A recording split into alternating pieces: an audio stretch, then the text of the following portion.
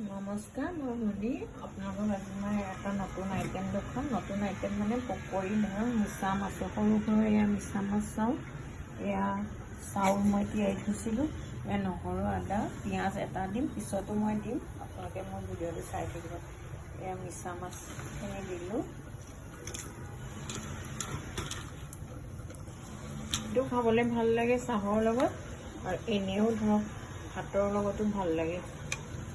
এয়া ধৰক পিঁয়াজ নহৰু আদা, ইয়াত মই এটা পিঁয়াজ দিছোঁ আৰু আপোনাৰ আদা দিছোঁ, ধনিয়া কেইটামানো দিছোঁ। আকৌ মই কাটি পেলাই মানে মিক্সাৰটোতো দিম, আৰু কেঁচা জলকীয়া 3টা দিছোঁ। এয়া চাওক, এতিয়া মই চাউল দিম, আপোনাৰ ভিজাই থোৱা চাউল।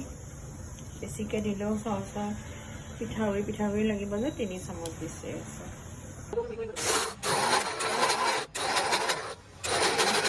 এয়া চাওক, এইফালে মই কেৰাহী পাতি থৈছোঁ, আৰু এইফালে এয়া মাছৰ তৰকাৰী বনাইছোঁ। দেওবাৰৰ দিনটো মানে মই মাছ খাই ভাল পাওঁ, মই বহুত আইটেম বনাব লাগে।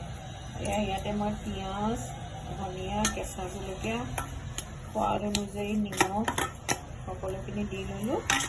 দি পেলাই আপোনাৰ এতিয়া কি কৰিম চাওক, এই মিক্সাৰটো ইয়াত ঢালি দিলোঁ, লোৱাই নাই, এই ঢালি দিলোঁ। দি পেলাই এইটো বাউল ভৰি হৈছে ইয়াত।